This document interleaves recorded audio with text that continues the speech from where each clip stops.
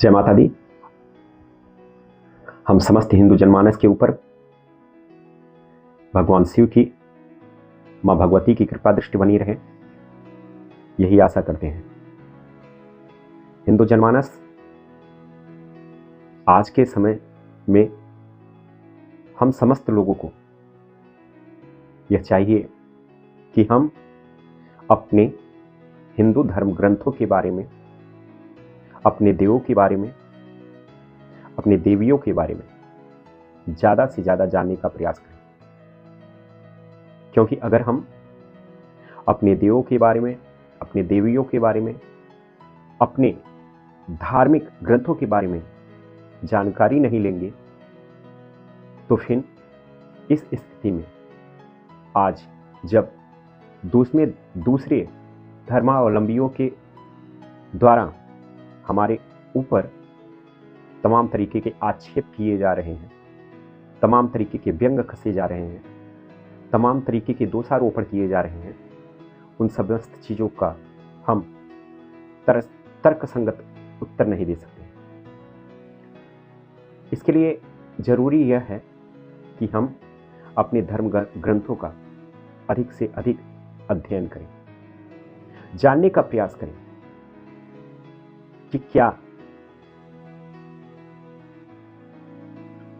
पूजा करने के क्या परिणाम हैं, क्यों पूजा करना चाहिए, क्यों हमें धर्म ग्रंथ पढ़ने चाहिए, क्यों हमारे हिंदू धर्म में तमाम तरीके के देवों के बारे में, तमाम तरीके के देवियों के बारे में परिकल्पना की गई है।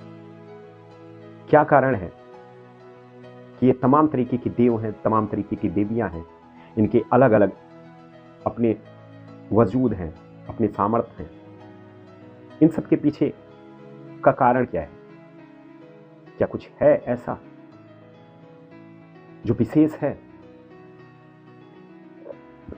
जानने का प्रयास करना चाहिए कि हमारे धर्म ग्रंथों में अलग अलग जगहों पे अलग अलग तरीके की व्याख्याएं दी गई। क्या अलग अलग तरीके के धर्म ग्रंथों में जो अलग अलग तरीके की व्याख्याएं, जैसे शिव पुराण भगवान शिव से संबंधित है और इसमें बताया गया है कि समस्त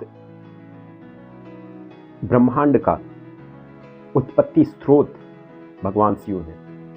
वहीं पर वैष्णव पुराण समस्त ब्रह्मांड का स्रोत भगवान विष्णु को मानता है।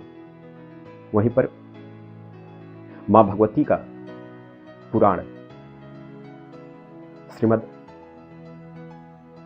भागवत, श्रीमद् देवी भागवत, उसमें मां शक्ति को इस दुनिया का, इस पूरे ब्रह्मांड का आदि स्रोत माना जाता है। तो अलग अलग जगहों पे अलग अलग तरीके की व्याख्याएं क्यों दी गई? अलग अलग तरीके की व्याख्याएं होने के बाद इन सभी चीजों का सार बिंदु क्या है?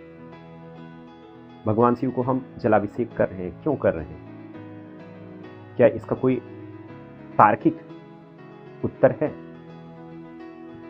लोगों के द्वारा कहा जाता है कि हम शिव के ऊपर ना करके शिवलिंग के ऊपर जलाभिषेक कर रहे हैं, तो क्या वास्तव में ऐसा ही है या फिर कुछ दूसरा है? इस तरीके के तमाम कुतर्कों से बचने के लिए हमें अपने तमाम तरीके के धर्म ग्रंथों को अध्ययन करना चाहिए, उसका पठन पाठन करना चाहिए, जिससे हम तमाम तरीके के कुतर्कों का एक तार्किक उत्तर दे सकें। हमें अपने आप को सचेत करना होगा, अपने आप को शक्तिशाली बनाना होगा, अपने आप को ज्ञानवान बनाना होगा, और तभी जाकर के हम अपने अस्तित्व को स्थापित कर सकते हैं। धन्यवाद।